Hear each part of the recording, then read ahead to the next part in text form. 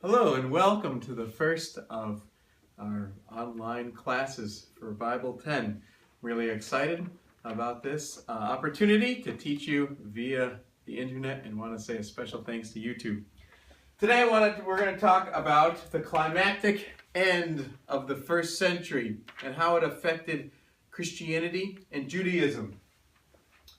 So the end of the first century. First thing I want to talk about is Judaism and what was going on with the Jews at this time. If you recall, there were lots of tensions. You had the Sadducees, the Pharisees, the Essenes, the Romans, the Herodians. You had the Zealots and Zachary, these terrorist groups that were trying to fight the Romans. And in 66 AD, these dates will be in AD, you have the Zealots and others lead a full-scale revolt.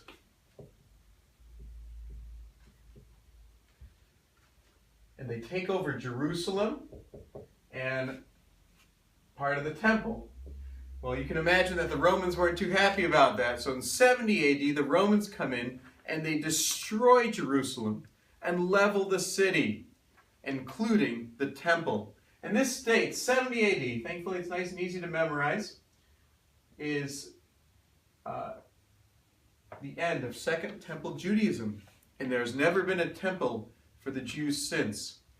Just the two temples, the first destroyed by Babylon, the second destroyed by Rome. So the Roman armies, they end the rebellion, and destroy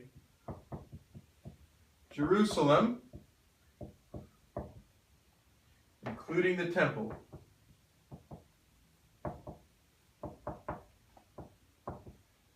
So this marks the end of Second Temple Judaism. Now the Romans continue to fight, and so they go on and go after any extremist groups. And so who did we study who's also extreme, who's expecting God to save them? And they even moved out into the wilderness and saying everyone else is going to be killed and go to hell and whatnot. You have the Essenes, and so the Romans killed them too. And again, as we talked about, the Essenes, before they died, hide their scriptures and other writings in the ground, and that's until in the 1940s, those were in the ground, and then that's where the Dead Sea Scrolls come from. So you have the Essenes, and others are killed as well. Essenes. And by 74 AD, it's all over. And others, extremists, are killed too.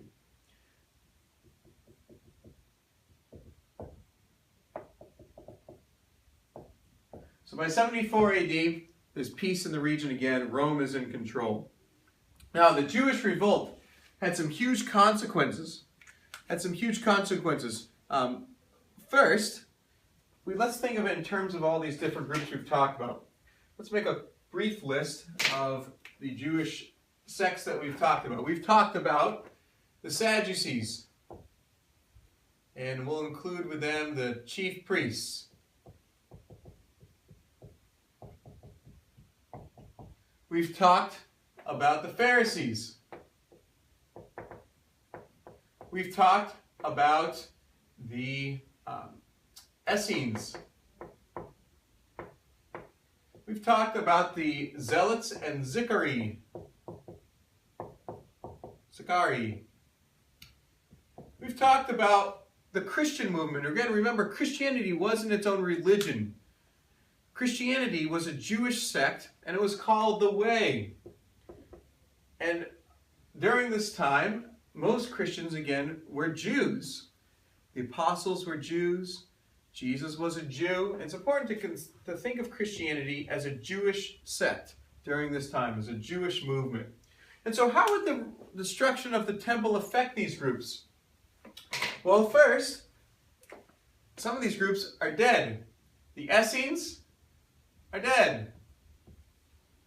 The Zealots and Zachary are dead. Others will be left powerless. The Sadducees and chief priests no longer have the temple. They no longer have their place of influence. Remember, they were the ones controlling the temple, controlling the rituals. They made money from the tithes and offerings and free will gifts and all those things that went into the temple. And now the temple is gone. So these people are powerless.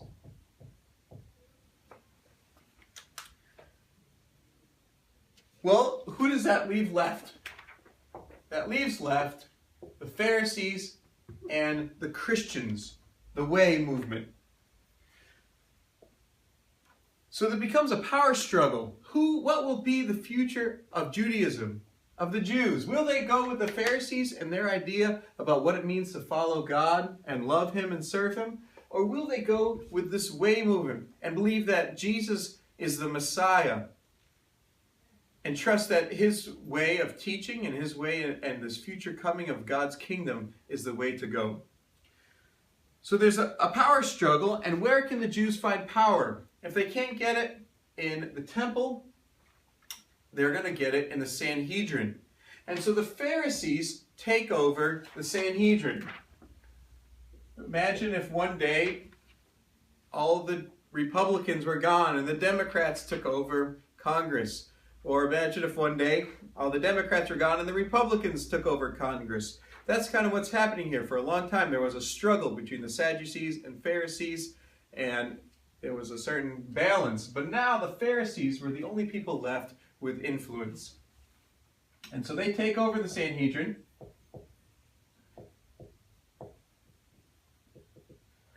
And they, in AD 90, they meet in a place called Jamnia. So continuing our timeline to 90. And this is a really important year. Around this time, we don't know exactly when it was, but around this time they meet for what's called the Council of Jamnia. So the Pharisees, or the Sanhedrin we should say, Pharisees meet in Jamnia. And they have this meeting, this council. And what they do really affects the future of Judaism and Christianity in some really profound ways. Why do they meet in Jamnia? Because Jerusalem was destroyed. Jamnia was about just on the Mediterranean coast west of Jerusalem. And so how are they going to have Judaism? How are they going to have this ritual now that there's no more temple, no more places for sacrifices and other rituals that are so important to the Jews? Well, the Pharisees, remember, had always, although they had worshipped at the temple, that wasn't for them the heart of the Jewish religion. For them, Judaism's future would be a religion. It would be a religion of studying Scripture and living out its implications through prayer and worship at the synagogue. Remember, the Pharisees were influential at the synagogues. In fact, the Pharisees evolve into the rabbis.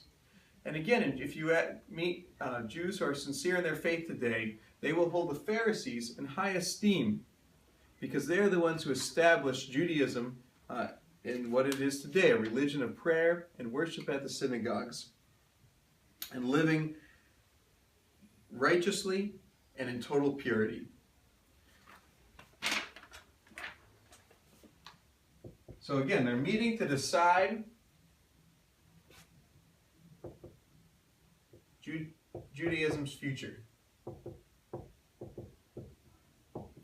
And they decide a couple things. One,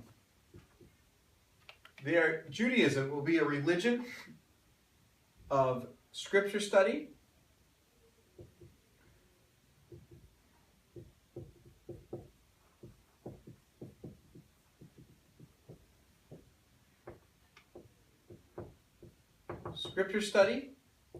and living out its implications in righteous living, in obedience to God, and total purity.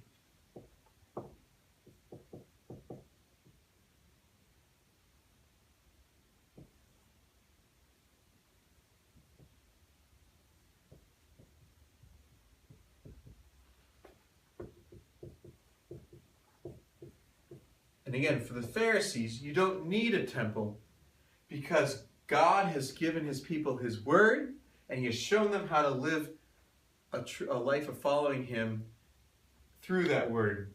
And so you can worship at the synagogues, you can study scripture and pray at the synagogues, but you don't need a temple. And this is why in 2,000 years, well, there are other factors too, but this is one reason why all this time the Jews have never tried to rebuild a temple. There are some conservative, ultra-conservative Jews who would like to see a temple rebuilt, but today the temple lies where a mosque is after the Muslims come, and that would be a huge war if they tried to do that. So, again, for Judaism, you study scripture, you live righteously in total purity, and you pray and worship at the synagogue. The second thing that they discuss is what to do with this Christian movement, the way. And they decide and declare that anyone who claims that Jesus is the Messiah is to be kicked out of Judaism. And it's about this time period that Christianity and Judaism split and become two different religions. So again, about in 80-90 at the Council of Jamnia, the Pharisees, who represent the Sanhedrin, this judicial legislative body of Judaism, decide these two big things. What is Judaism going to look like, and what are you going to do with this Christian movement? So again, any claiming that Jesus is the Messiah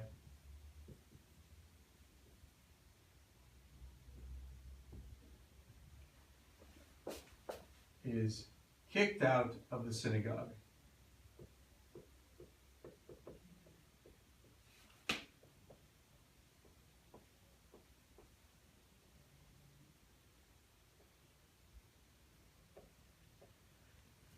And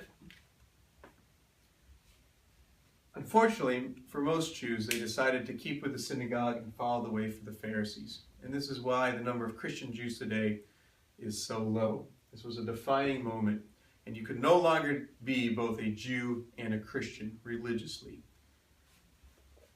The other big thing going on this time is that the Romans begin to persecute Christians.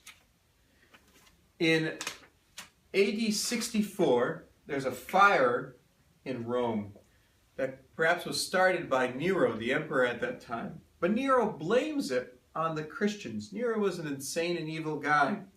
He killed those who he viewed as threats, even his own mother.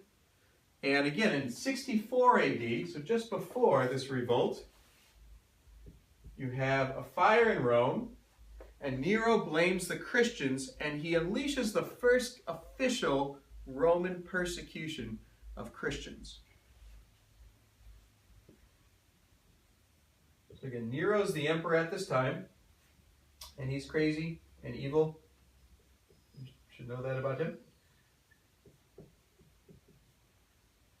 He blames a fire in Rome, this huge fire, on Christians, and begins the first persecution by the Roman government.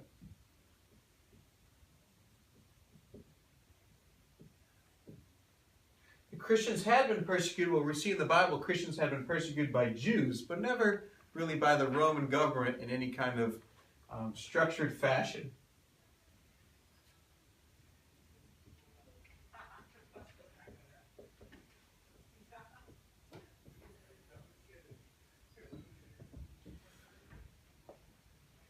So this is the first time, again, the Romans had persecuted the Christians. It's also and it's likely during this time that Peter and Paul are executed, two of Christianity's greatest people in the early church.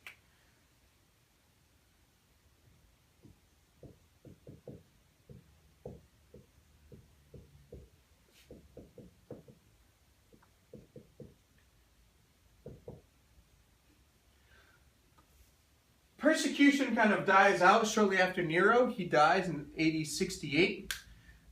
And as more people begin to oppose him because he's crazy and evil, he commits suicide.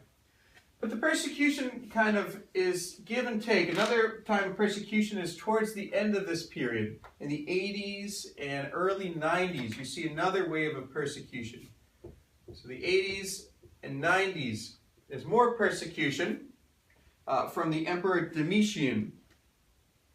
And it's likely that this was a setting of the book of Revelation.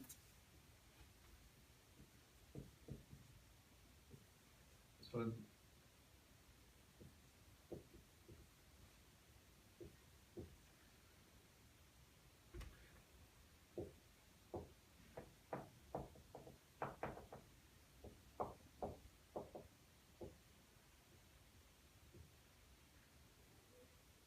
and again, the emperor at this time is Domitian. It's likely that this is the time of